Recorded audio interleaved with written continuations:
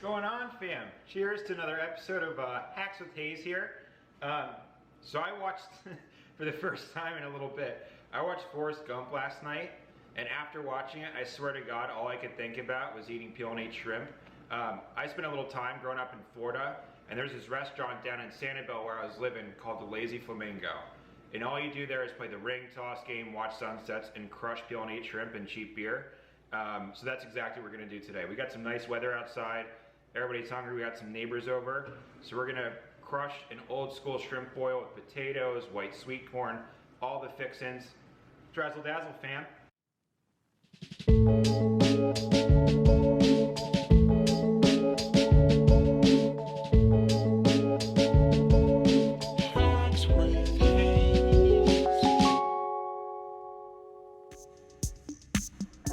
Alright guys, to start off, I have a 1.5 pound bag of baby Dutch yellow potatoes. Any sort of yellow potato, a Yukon gold potato, any creamer potatoes like that work great for this. They're just buttery and absorb a lot of this sauce that we're going to be making to cook these shrimp in. Once we dump those out and clean up after ourselves, we're going to bring these guys over to the sink and give them a quick rinse. We just want to get rid of any of the dirt on the outside of them. I have this little colander bowl setup that I love. It comes really handy for little recipes like this. So if you don't have one, it's totally fine, but it is a great kind of little tool to have in your house. We're gonna go ahead and quarter these potatoes. We just want them to cook evenly. Some of these potatoes are a little bit smaller. Feel free to just half them. If they're a little bit bigger, feel free to cut it into 6 pieces or whatever it is. Just make sure they're, kind of as uniform as possible.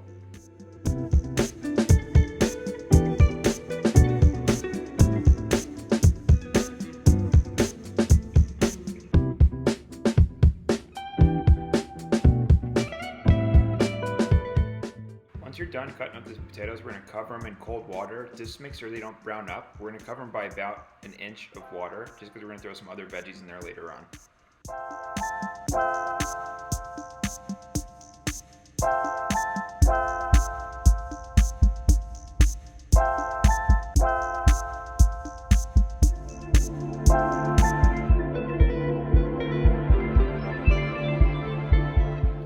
Next up, we're gonna get after the corn, fam. So right here I have white sweet corn. Any sort of sweet corn works great for recipes like this just because there's so much salt and spice in there. This really helps kind of balance the whole dish.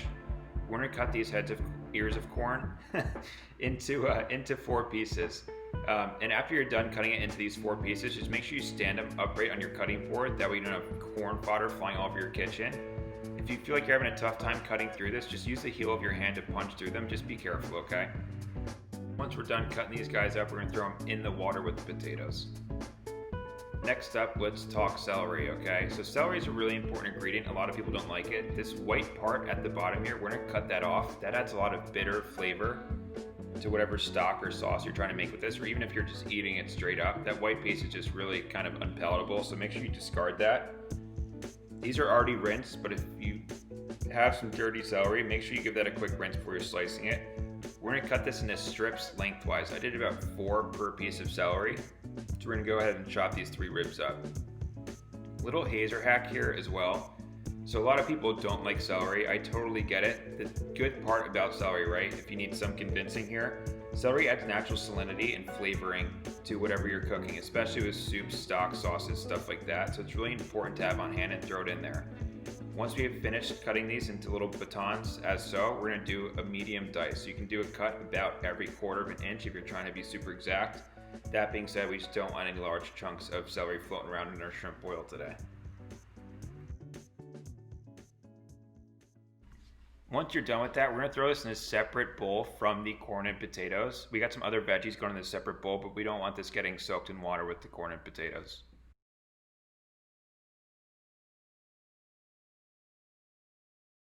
Alright guys, shallot time. So we're going to take the bulb end and the root end off of this shallot. If you were sitting there and going to dice this shallot, you would just take the bulb end off and leave that root end on there. But today we're just going to do kind of a large dice with this that I'll show you all in a second. Make sure again that you peel the outside 2 layers.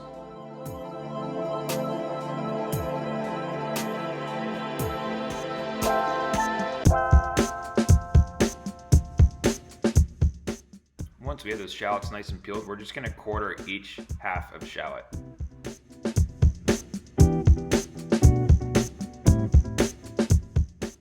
This is gonna go in the bowl with your celery. All right, as always, garlic, garlic, garlic. So I got 5 cloves of garlic here. We're just gonna give these a smash on the cutting board, and that's literally it. We're not gonna chop these or anything else. This just helps bring out the oils in the garlic and helps them melt down a little bit as you're poaching your shrimp and everything else.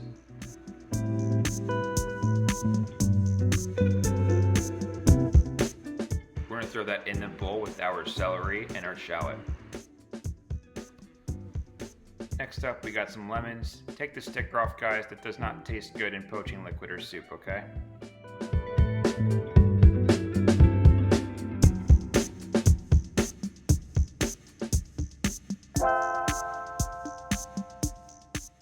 Split the lemon in half. And then we're gonna cut those halves into about 6 pieces. So just split it once more and then 2 slices across and we're good to go.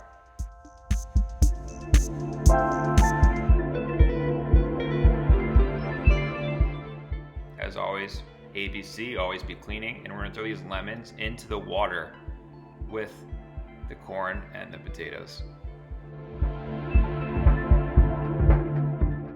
Next up, we got some scallions, okay? So scallions, I leave the rubber bands on there for a little bit. It makes it easier to cut.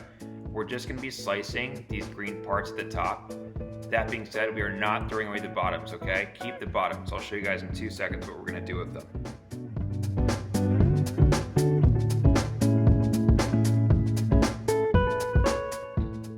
Slide the rubber band down as we kind of move through the tops of these scallions. And then once the scallions start turning kind of a lighter green, that's when we're gonna stop slicing. We just want those dark green tops sliced up like this. The bottoms, again, we are keeping these. These are great flavoring and great in shrimp boils like this. Once they boil up the shrimp and everything, they taste amazing, I promise. So what we're gonna do to process these a bit is just take those kind of fuzzy root ends off the bottoms and then we're good to go.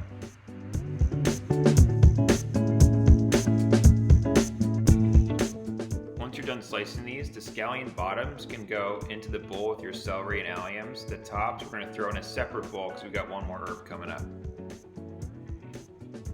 All right, so this is a bunch of flat leaf parsley. I prefer flat leaf over Italian curly parsley. I think it just has more flavor to it personally. We're gonna get the leaves off of here. A little hazer axe, you can kind of just scrape your knife across and then just pick out any excess stems. Again, with these, we are keeping the stems. Stems have more flavor than actual leaves do. So we're gonna make what's called a little sachet later on, and it's gonna help season our poaching liquid.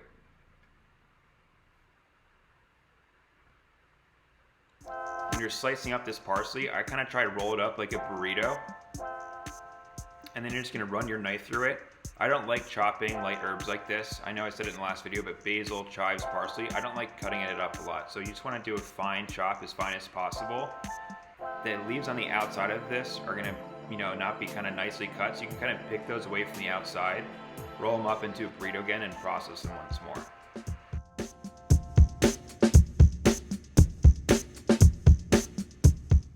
After we're done running our knife through those outside leaves once more, we're gonna throw this parsley leaves into the bowl with the tops, the dark green parts of the scallion.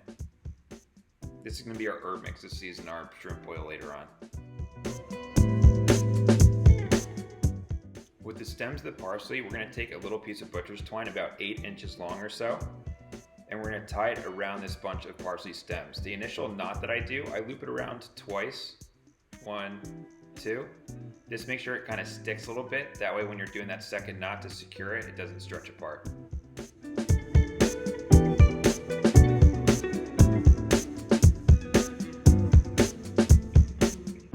So these are 21, 25 shrimp. The number that comes before shrimp when you buy them at the market represents the general amount of shrimp per pound.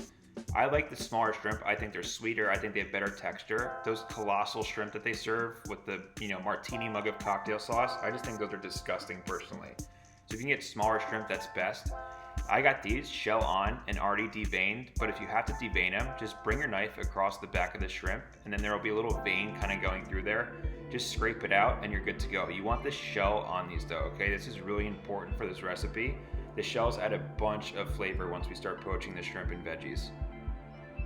Once our shrimp are nice and clean and deveined, we can go ahead and start ripping our little Lowcountry boil we got going today.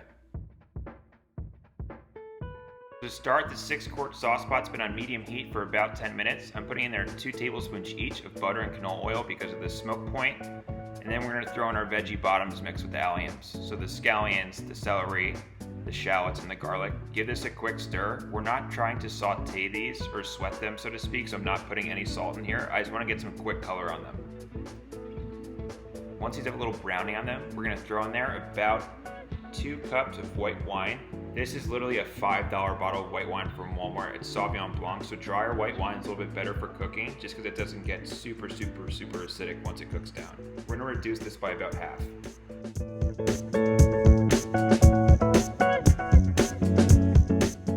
That's reduced by half. We're going to throw in all of our veggies and lemons. We're saving shrimp for last, okay? So it's just potatoes, corn, parsley stems, and lemon.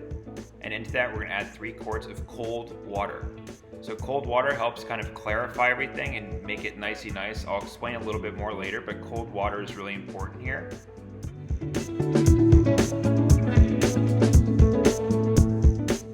And then to that, we're going to add 20 grams of kosher salt and 50 grams of Old Bay seasoning. Give that a nice stirry stir.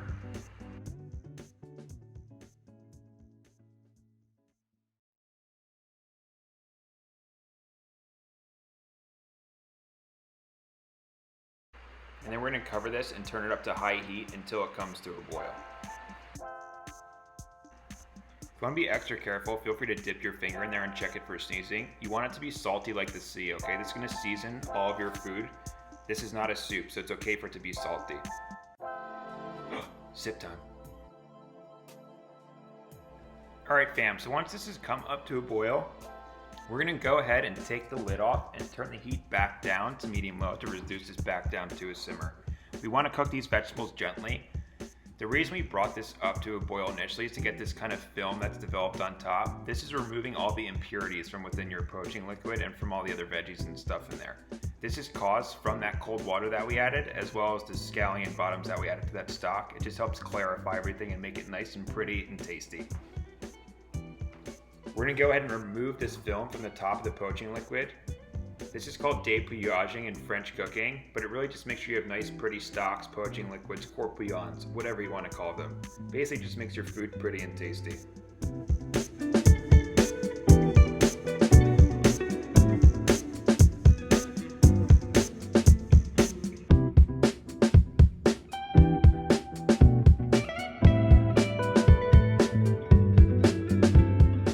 After about 6 minutes, we're going to pull a potato and check it. I'm using a cake tester. If the cake tester goes in easily or a fork and comes out and sticks a little bit, that's where we want to be, okay? This means we're ready to start adding the shrimps.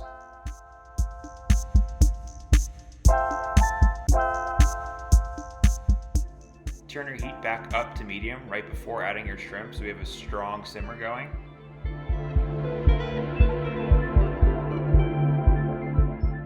Once we get this back up to a strong simmer, we're going to go ahead and throw our shrimp in there. Make sure you give this a nice stir. These shrimp are going to cook really quickly, okay? So this literally takes about a minute, and then we're going to go ahead and pull everything.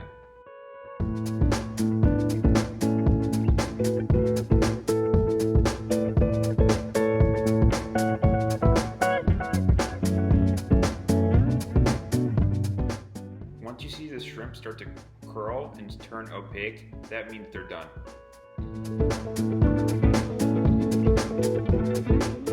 Once those shrimp are cooked, fam, we can go ahead and strain everything. I have a colander set up right in my sink for this. And then we're just going to grab our pot with everything in there, liquid and all, and just dump it right into here. Be careful, don't splash yourself. I can't tell you how many times I've seen cooks, or even myself, get a little splashy, and then you walk away with some little burns on your hand and stuff. Not fun. Pull those parsley stems or that sachet out of there. I tried using my hands initially and almost burnt myself, so now I'm just using the cutest little tongs you've ever seen to do it. I can tell you off the bat that this looks really well cooked. You can see the potatoes, the skin's not curling off of them, the corn looks nice and plump, the shrimp look nice and plump, they're not all shriveled up. We're going to go ahead and put 3 pats of butter into a large mixing bowl and pull our hot ingredients over the top of this. once we get all of our ingredients in there, we're going to go ahead and throw our herb mix in there, the parsley and the scallions. I like doing this first because it kind of helps steam it and brighten it up, so it almost like quick blanches it. And then a nice little slow-mo shot for you guys.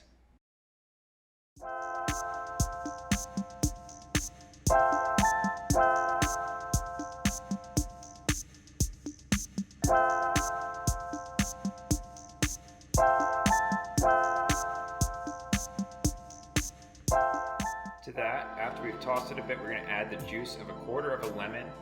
Always season with acid first because it makes things taste saltier. And then we're going to finish it off with 20 more grams of Old Bay seasoning and about 10 grams of Kosher Salt. Give this a stir once more, and we are getting real close like fam.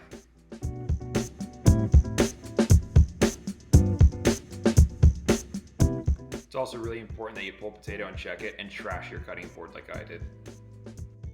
A little hazer hack here: when you're cutting herbs, stuff like this, if you wet your cutting board first, you won't get as much green stuff all over your cutting board. This smells delicious, by the way. Let's go ahead and plate this up. If you're old school, like my mom's side of the family, we'd be throwing some Wonder Bread or Martin's potato bread down underneath this just to catch up all the sauciness. You don't have to do this, just make sure you're using a soft bread, buttery bread like that. Do not use like crappy Pullman white bread or anything like that. It just ruins it, and there's just no point, okay? Make it look a little pretty.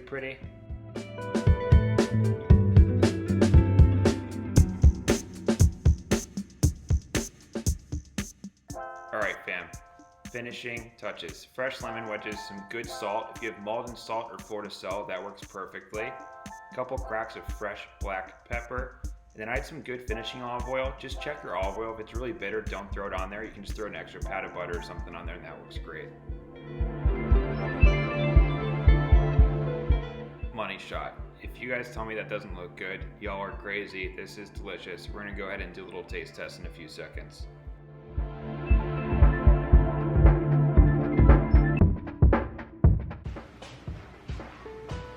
All right, fam. I don't know about you guys, but I'm pretty sick of waiting. I'm ready to try these bad boys. First, cleanse the palate a little bit with some frat water. And then I'm gonna show you guys how to properly peel and eat shrimp super quick. So the back of this, it's already split, right? So the easiest way to do it is you grab the shrimp, grab the bottom legs, and then the whole piece will just come right off in one shot, like this, right? Oh, brother, you don't even know, you guys. You gotta make this. We got nice weather outside, and it's like the perfect warm weather, hanging outside, cold frat waters. So good. Let's try potato. Make sure it's not poisonous.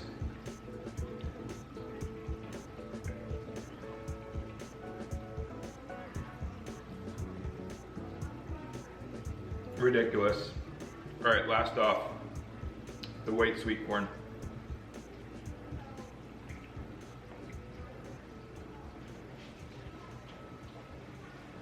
You guys, it's all so good. You gotta try this. Try it at home. Comment, like, subscribe. Any feedback, I appreciate it. And thank you so much for watching. I'll see y'all next week.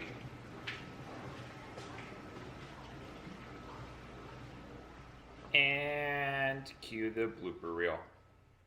Look at the 2 big wings. Look at that. This is the controller of the airplane. Hey, don't touch. What do you want? You want this? You want this? Okay. You want a bite? Okay.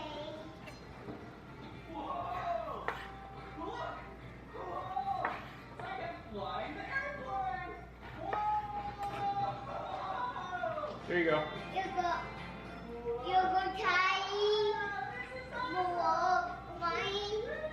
Huh?